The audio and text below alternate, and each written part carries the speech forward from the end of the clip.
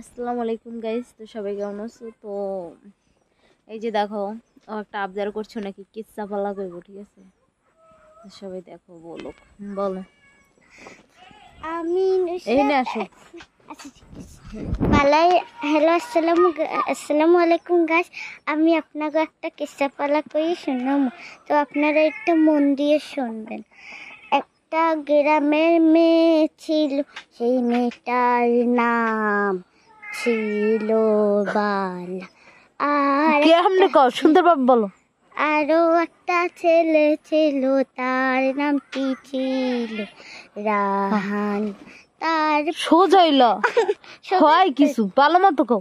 কি কও একটা কবিতার মতো। হ্যাঁ, আচ্ছা, একটি মেয়ে পড়তো আহা ফাইবে, তার নাম ছিল আহা বালা। কি সুন্দর নামটি, কি সুন্দর নামটি শুনছেন আপনারা। আর একটা পোলাই পড়ে নাইনে, তার নাম শোনেন আপনারা। তার নাম হইল যাইয়া রাহান সাহেব। সবাই শোনেন, ওরা দুইজনের সাথে খুব বন্ধুত্ব, আপনারা সবাই শোনেন। তারপর একদিন বালার দেরি হইয়া যায় রে, রাহান সাহেবেরও দেখা হইয়া যায়, দুইজন একসাথে। বালা বলল, আমি যাব স্কুলে, তুমিও যাবে আমার সাথে স্কুলে, আমরা দুইজনে যাব। রাহান সাহেব বলল, ঠিক আছে চলো যাই, স্কুল থেকে ফেরার সময় দুইজনে আয়। আহা বালা অনেক খুশি লাগে, বালারও খুশি লাগে, রাহান সাহেবেরও খুশি লাগে। তারপর রাহান সাহেব বলল, তোমার বাড়ি যাও, আমি আমার বাড়ি যাই। একদিন কি হলো জানেন, এক মাসে হইয়া গেল, রায়ান সাহেব এত বড় হইয়া যে গেল, অনেক মিষ্টি মিষ্টি কথা, বড় হইয়া কথা বলছে, পড়াশোনা বলছে করছে। তারপর বালাও বড় হইয়া যায়, বালা অনেক সুন্দর, বালা অনেক সুন্দর। তারপরে বলে, মা কবে আমি যাব আহা শ্বশুর বাড়িতে, তাড়াতাড়ি বলো।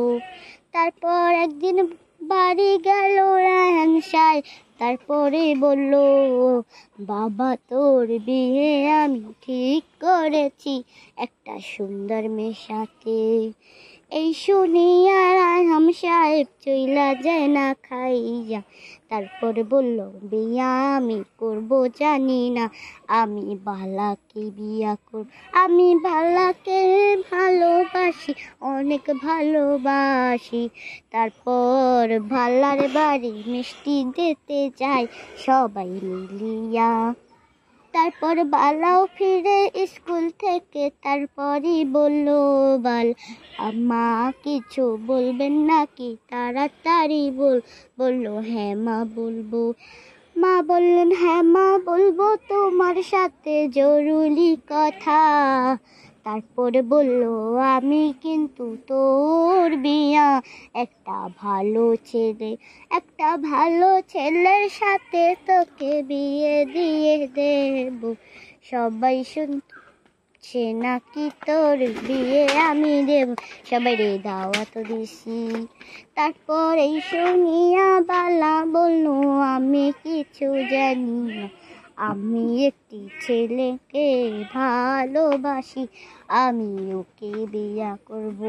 মা বললেন, কি হয়েছে আমি সব জানি না, আমি কিন্তু ওর সাথে তোকে বিয়ে দেব না বলে দিলাম। তারপর পরের দিন গায়ে হলুদ, গায়ে হলুদ, কিন্তু ও একদিন পালিয়ে গিয়েছে অন্য এক জায়গা যে লুকিয়ে আছে।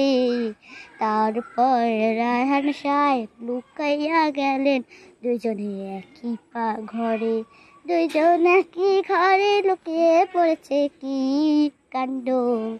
তারপর দিন গেল এত দিন, তারপর পরের দিন হলো গিয়ে বিয়ে। রায়হান সাহেব বিয়ে করলে একটি মেয়ের সাথে, মেয়ের নাম ফিতা বলি। মেয়ের নাম ফিতা, হলো সে অনেক সুন্দর, সে তাকে ভালোবেসে ফেলেছে। আহা মিষ্টি মিষ্টি হাসি। তারপর ওরও বিয়ে, কিন্তু কি করবে, দড়ি একটা হাতে নিয়ে গেল পালিয়ে। গাছের উপরে ওঠে, গাছের উপরে ওঠে গলায় ফাঁসি দেবে রে। তারপর উঠলো গাছে, বলল রায়হান সাহেব আপনি আসেন, আমি অপেক্ষা করব শুধু এই দড়ি নিয়ে। আপনি শুধু দাঁড়িয়ে আসবেন, সুন্দরী বোর মুখটা দেখে উপরে যাব। আমি উপরে যাব, তার আগে আপনার মুখখানা দেখা আমি আমি উপরে যাব না, আমি সত্যি কথা বলছি। তারপর আইলো রাহান বাবু, অটোতে করে নেছে রে। আহা মিষ্টি একটা বউ, সেই বউকে নিয়ে যেদিন ছাপ দিল, বালা বলল বাঁচবো না আমি, বালা মরে গেল। তারপর একজন ছেলে গাছে উঠলো, গাড়ি থামালো, গাছে উঠে রশিটা সে খুলে দিল। তারপর নিচে পড়ে, ডাইন বাবু কোলে পড়ে, তারপর নিচে ফেলে যায়। তারপর সে বলল ক্ষমা করে দাও। তারপর পুলিশ আসে, ধরে নিয়ে যায় জামাই বাবুকে। বাবা মা দুজনে ছুটে যায়, বলে মা বালা তোর যে আজ বিয়া হবে রে। আমি কি বলবো তুই বল রে। এই বলিয়া কাঁদতে থাকে মা বাবা রে। তারপর কি যে হলো, ফিতা চলে গেল তার বাড়ি, যে বিষ খেয়ে তারপর বাসুর ঘরে মারা গেল। আহা তারপর জামাই বাবুকে তুলে নিয়ে পুলিশ স্টেশন লইয়া গেল।